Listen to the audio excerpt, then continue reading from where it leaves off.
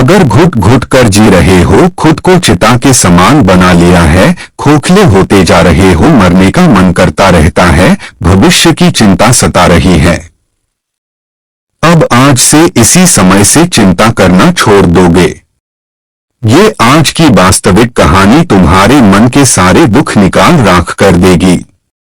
Video ध्यान से सुन लेना। वीडियो के अंत में 10 ऐसी बातें जो जिंदगी बदल देगी, कभी अकेला महसूस नहीं करोगे। वचन है यह गौतम बुद्ध का। कोई दुखी इंसान इस कहानी सुनने के बाद दुखी नहीं रहता और 10 बातें मन में ऐसे बैठ जाएंगी कि कभी मन में विचार नहीं आएंगे। खुद को मजबूती पर पाओगे।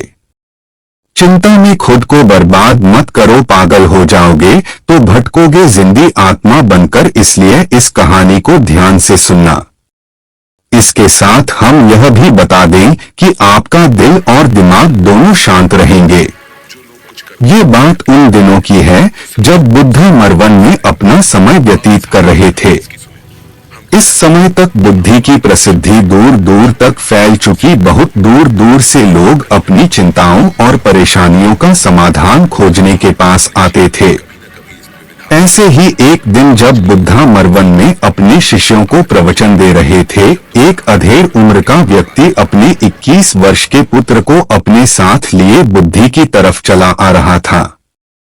जब यह प्रवचन स्थल के पास पहुंच गए तो एक नजर उन पर डाली और इशारे से बैठने के लिए कहा। जब प्रवचन समाप्त हो गया और सभी लोग वहां से चले गए तो बुद्ध ने उस व्यक्ति को अपने पास बुलाया और बैठने के लिए कहा। वहां चारों तरफ हरियाली छाई हुई थी। मौसम बहुत सुहाना था और तरह तरह के पक्षियों की आवाजें गूंज रही थी। ऐसा नजारा देखकर उस व्यक्ति को अंदर से असीम शांति महसूस हो रही थी। इसके बाद बुद्ध ने उस व्यक्ति से आने का कारण पूछा तो इस पर व्यक्ति ने कहा, यह तथागत, मैं 2 दिन की लंबी यात्रा करके अपने पुत्र को आपसे मिलवाने लाया हूँ। ये मेरा इकलौता पुत्र है और ये हर समय थका थका रहता है। ऐसा लगता है जैसे इसके अंदर कोई जान ही नहीं है, कोई प्राणी नहीं है। इसका स्वभाव भी काफी चिड़चिड़ा हो गया है। अगर हम इससे कुछ भी कहते हैं तो यह हमारी छोटी छोटी बातों पर गुस्सा हो जाता है। इसके देखने की क्षमता भी उम्र से पहले ही कमजोर हो गई है और इसके बाल भी सफेद पड़ने लगे हैं। इतनी कम उम्र में इतनी बड़ी उम्र का लगना मुझे तो कुछ समझ नहीं आ रहा। किसके साथ हो? क्या रहा है तथागत? मैं अपने पुत्र के स्वास्थ्य को लेकर कर बहुत चिंतित हूं। जब मैं अपने पुत्र को वैद्य जी के पास लेकर गया तो उन्होंने कुछ औषधि दी और कहा अपने पुत्र को तनाव कम लेने के लिए कहो। वो अपने दिमाग में बहुत अधिक तनाव लेता है, इसलिए उसकी ऐसी हालत हो गई है। लेकिन मुझे उनके बहुत समझाने के बाद भी तनाव का मतलब समझ नहीं आया। मुझे नहीं पता कि तनाव होता क्या है, यह किन कारणों से आता है और उसे कैसे अपने पुत्र के दिमाग से निकालूं। लेकिन मुझे सबसे पहले तो ये समझना है कि तनाव होता क्या है। इसीलिए तथागत मैं आपके पास आया हूं। कृपया आप मेरी समस्या का समाधान कीजिए। यह सुन बुद्ध उसके पुत्र को बड़े ध्यान से देखते हैं, उसके चेहरे को देखते हैं, उसकी आंखों को देखते हैं और फिर उसके हाथों की नब्ज को भी देखते हैं। यह सारी विधि करने के पश्चात बुद्ध उस व्यक्ति से कहते हैं, तनाव लेना तो कोई नहीं चाहता, लेकिन फिर भी यह तनाव लोगों के दिमाग को दीमक की तरह पकड़ लेता है और व्यक्ति जान भी नहीं पाता कि वह तनाव में जी रहा है। लेकिन अगर व्यक्ति तनाव के कारणों को अच्छे से समझ लेता है और तनाव के बारे में कोई ऐसा पैमाना बनाता है जिससे वह जान सके कि वह कितने तनाव में है, तो वह इस समस्या का समाधान भी खोज सकता है। सबसे पहले तो तुम ये समझो कि तनाव होता क्या है। जब भी कोई व्यक्ति कोई काम कर रहा होता है लेकिन उसका मन कहीं दूर भटक रहा होता है, कल्पनाओं में होता है तो उसके शरीर और मन के बीच एक दूरी पैदा हो जाती है। यह दूरी जितनी अधिक होगी व्यक्ति उतनी ही ज्यादा बेहोशी की अवस्था में होता है और शरीर व मन के बीच की इसी दूरी, इसी खिंचाव को तनाव कहा जाता है। आखिर कोई पसंदीदा खेल खेलने के बाद व्यक्ति चुस्ती और प्रसन्नता से क्यों भर जाता है, जबकि उसने तो अपने शरीर को थकाया है। लेकिन समझने वाली बात यह है कि खेलते समय मन और शरीर एक साथ पूरी तरह से उस खेल में केंद्रित होते हैं, जिससे शरीर और मन के बीच दूरी पैदा नहीं होती और कोई तनाव पैदा नहीं होता। और अगर दिमाग में कोई तनाव था भी तो वो भी दूर हो जाता है। लेकिन इसके विपरीत जब हम कोई ऐसा काम करते हैं जो हमें पसंद नहीं है तो हमारा मन ऊब जाता है। लेकिन हमारा मन कहीं दूर कल्पनाओं में भटक रहा होता है, जिससे शरीर और मन के बीच एक दूरी पैदा हो गई और तनाव ने जन्म ले लिया।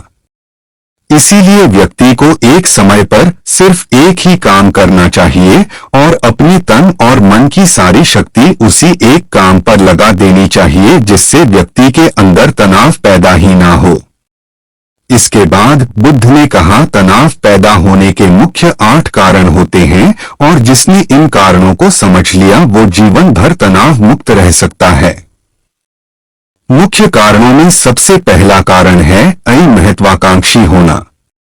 महत्वाकांक्षी होना अच्छी बात है, लेकिन क्या कभी आपने इस बात पर ध्यान दिया है कि इंसान के लक्ष्य कभी पूरी नहीं होते। उसका एक लक्ष्य पूरा हुआ नहीं कि वह दूसरे की तरफ भागने लगता है, दूसरा पूरा हुआ तो तीसरे की तरफ, और इस तरीके से वो अपने लक्ष्यों को पाने के लिए जिंदगी भर गोल गोल घूमता रहता है। इसीलिए जो व्यक्ति अति महत्वाकांक्षी होता है, जिसने बड़े बड़े लक्ष्य बनाए होते हैं, वह वर्तमान में कभी रह ही नहीं पाता। उसका मन सदैव भविष्य की योजनाएं बनाने में ही व्यस्त रहता है। उसका शरीर तो वर्तमान में रहता है लेकिन भविष्य में ही रहता है, जिससे मन और शरीर के बीच दूरी पैदा हो जाती है और वह तनाव भरी जिंदगी जीने लगता है। बुद्ध के मुंह से यह बात सुन उस लड़के ने कहा, बुद्ध तो फिर इसका मतलब है कि हमें लक्ष्य नहीं जब व्यक्ति किसी शारीरिक पीड़ा से गुजर रहा होता है तो उसका पूरा ध्यान बस अपने उस शारीरिक दर्द पर होता है और वो पूरे दिन बस उसी के बारे में सोचता रहता है, जिससे उसका मन दुख के विचारों से भर जाता है और ऐसी स्थिति में व्यक्ति तनावग्रस्त रहने लगता है। यह सुन उस व्यक्ति ने कहा कि हे बुद्ध, शारीरिक दुख तो किसी भी व्यक्ति को हो सकता है, तो फिर क्या हुआ? व्यक्ति जीवन भर तनाव में ही जिएगा? इसका जवाब देते हुए बुद्ध ने कहा कि इंसान को ये बात समझनी चाहिए कि हमारा जीवन दुखों का आधार है।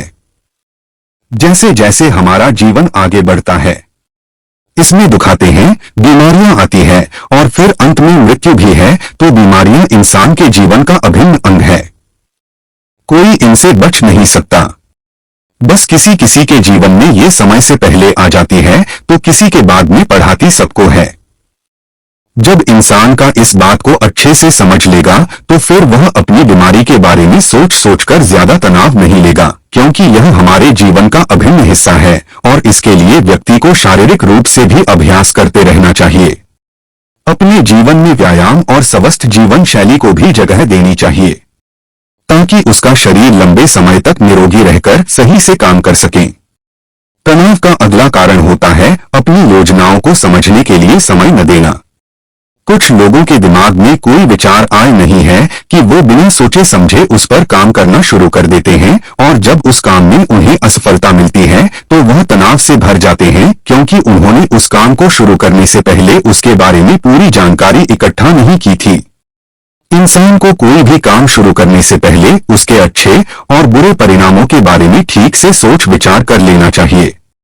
इंसान को इस बारे में भी सोच लेना चाहिए कि अगर ये योजना सफल नहीं हुई तो फिर इसके बाद मैं क्या करूंगा। इसलिए व्यक्ति को अपनी योजनाओं को ठीक से समझने के लिए पूरा समय देना चाहिए ताकि बाद में उस योजना की वजह से तनाव पैदा ना हो। अगर ये योजना सफल नहीं हुई तो फिर इसके बाद मैं क्या करूंगा? इसलिए व्यक्ति को अपनी योजनाओं को ठीक से समझने लिए पूरा समय देना चाहिए ताकि बाद में उस योजना की वजह से तनाव पैदा ना हो। तनाव का 7वां सबसे बड़ा कारण होता है टालमटोल करना। आज के काम को कल पर टालना। आप लोगों ने ये कहावत तो सुनी होगी कि आलसी इंसान के शरीर का सबसे बड़ा शत्रु है।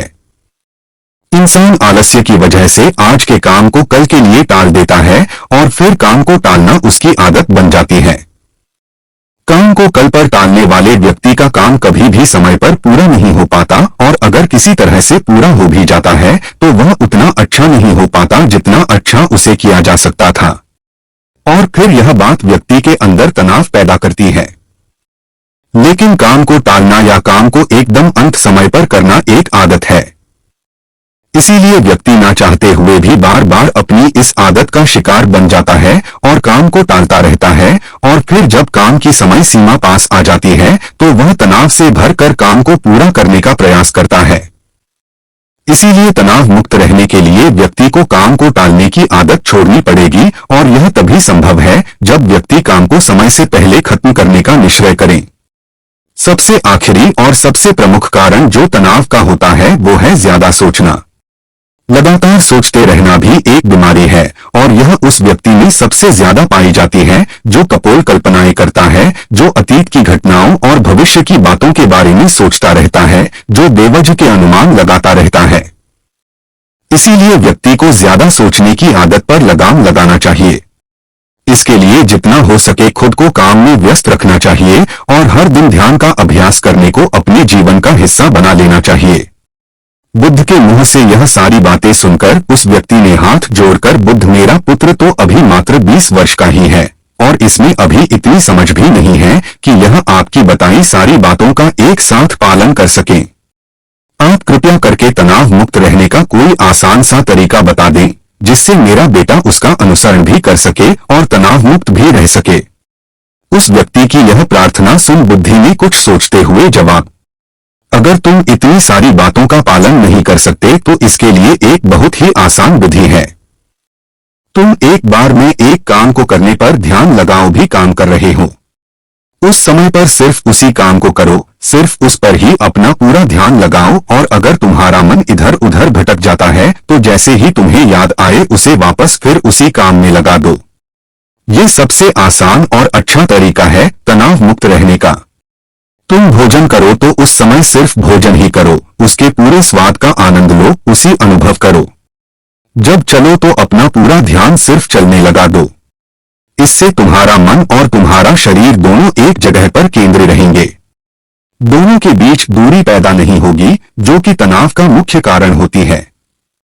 दोस्तों, आज की युवा पीढ़ी एक ही समय पर 2-2, 3-3 काम करने के आदी हो चुकी है, जैसे फोन पर बात करते हुए गाड़ी चलाना, खाना खाते हुए टीवी देखना, ये फोन चलाना और फिर इनकी शिकायत रहती है कि मैं तनाव में जी रहा हूं, मेरा मन शांत रहता है, मैं चिड़चिड़ा सा हो गया हूं।